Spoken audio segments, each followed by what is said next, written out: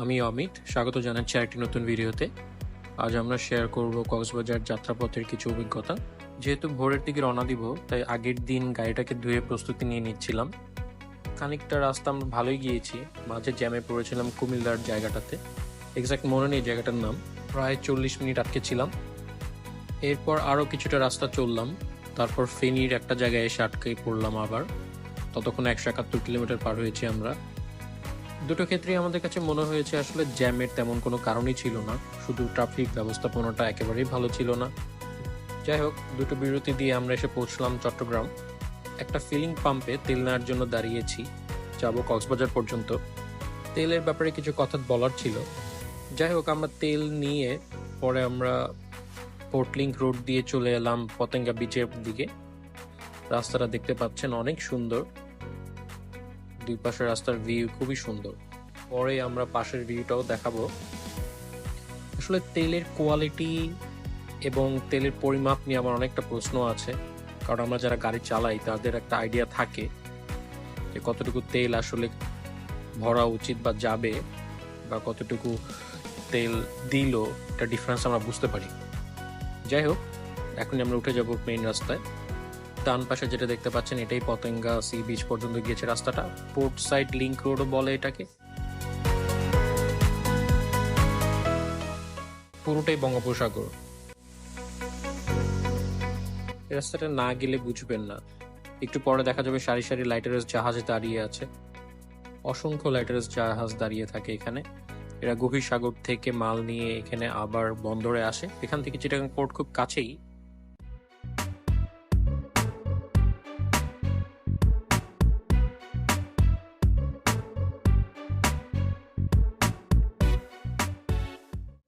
দূরে দেখা যাচ্ছে অসংখ্য ছোট ছোট জাহাজ।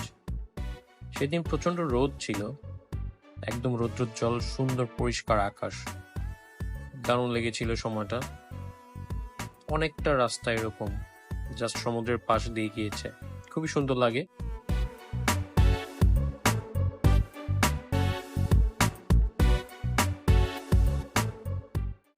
এই জায়গাটাতে ড্রোন শট নিতে পারলে খুব দারুণ হতো। এত জাহাজ দাঁড়িয়ে আছে উপর থেকে, খুবই সুন্দর লাগতো দেখতে।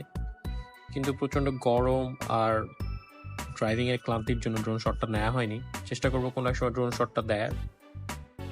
বাট চিটাগাং এয়ারপোর্টে যারা নামেন তারা এই পতেঙ্গা সি বিচের এই জাহাজগুলোর দৃশ্য দেখে থাকবেন।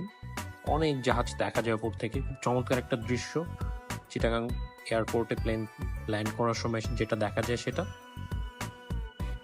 আমরা এখন যাচ্ছি এগিয়ে বঙ্গবন্ধু টানেলের দিকে।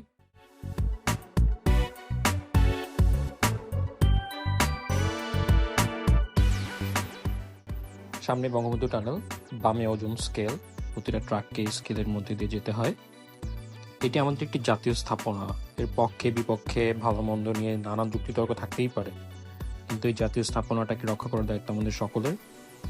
আশা করি আমরা সবাই সেটা সুন্দরভাবে মেনে চলবো। টানেলের প্রবেশপথটা যথেষ্ট সুন্দর, সোনালী রঙের ছাদের মতো করে দেওয়া। ঢোকার মুখেই নামকরণটা দেখা যাচ্ছে, বঙ্গবন্ধু শেখ মুজিবুর রহমান টানেল, এবং গতিসীমা নির্দেশকদের 60 কিলোমিটার নির্দিষ্ট করা, সেটা বোঝা যাচ্ছে। আর একটা বিষয় বলে রাখি, টানেলে ঢোকার পরে টানেলটা কিন্তু নিচের দিকে নেমে গিয়েছে। সো আপনার গাড়িটার গতি কিন্তু বাড়তে থাকবে, সো সেক্ষেত্রে সতর্ক থাকতে হবে। আর ভেতরের পিচটা খুবই মসৃণ এবং খুবই স্মুথ। অসতর্ক অবস্থায় স্পিড বেড়ে গিয়ে দুর্ঘটনা ঘটাটা অস্বাভাবিক কিছু না। সো আমরা পার হয়ে আসলাম টানেলটা, এখন বের হয়ে আসছি।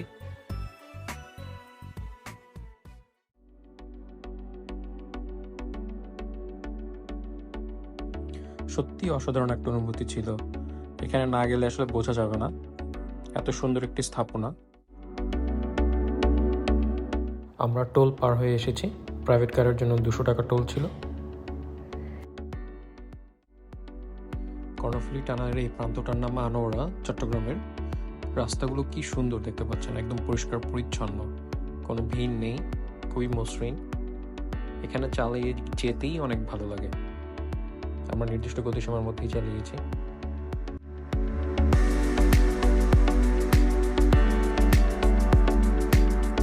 কর্ণফুলি টানেল থেকে বের হয়ে একটা একটা চত্বর আসবে, সেই চত্বর দিয়ে ডান দিকে গেলে বাঁশখালী হয়ে চকরিয়া দিয়ে কক্সবাজার যাওয়া যাবে।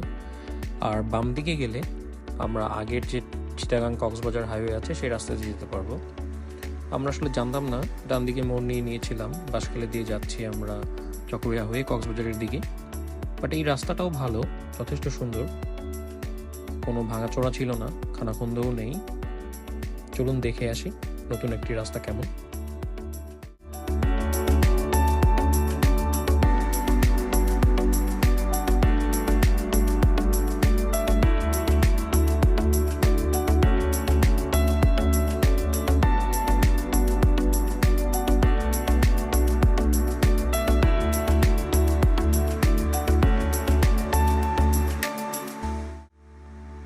আমরা চিটাগাং কক্সবাজারের মূল রাস্তাতে চলে এসেছি। রাস্তার দুপাশে ঘন পাহাড়, জঙ্গল আর পাহাড়ি রাস্তা দেখে বুঝতে পারা যাচ্ছে যে আমরা সেই রাস্তাতে এসে পড়েছি, আর ম্যাপেও দেখা যাচ্ছে। খুবই সুন্দর রাস্তাটা। এবার আমি ঢাকা থেকে এত দূর পর্যন্ত চালিয়ে আসলাম, রাস্তার অবস্থাতে আমি যথেষ্ট সন্তুষ্ট। রাস্তার মান যথেষ্ট ভালো ছিল, শুধু কিছু জায়গায় ট্রাফিক ব্যবস্থাপনা ছাড়া। রাস্তার দুধারে যথেষ্ট সবুজের দেখা, সুন্দর রৌদ্রোজ্জ্বল রাস্তা ছিল। দারুণ লেগেছে এতটুকু চালিয়ে আসতে। ক্লান্তি কিছুটা থাকলেও আমি খুব এনজয় করেছি।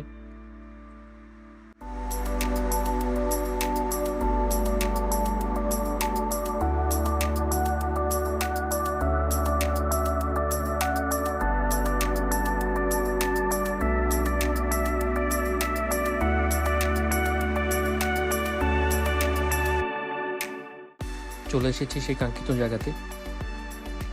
কক্সবাজার শহরের এই জায়গাটাতে একটি ঢালু আছে, এই ঢালুটা উঠে নামার সময় দূরের থেকে চোখে পড়ে সেই সাগর। সারাটা সময়ের ড্রাইভিংয়ের ক্লান্তি এক মুহূর্তে চলে যায়। দেখতেই পাচ্ছেন দূরে সেই সাগরের রেখা, কতটুকু বুঝতে পারছেন জানি না, কিন্তু সেই মুহূর্তের অনুভূতিটি ছিল সত্যি খুব অসাধারণ।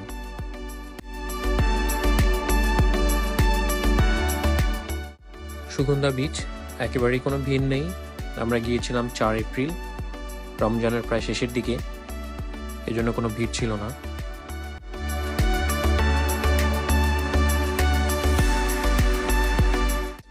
আমাদের যাত্রার এখানেই সমাপ্তি।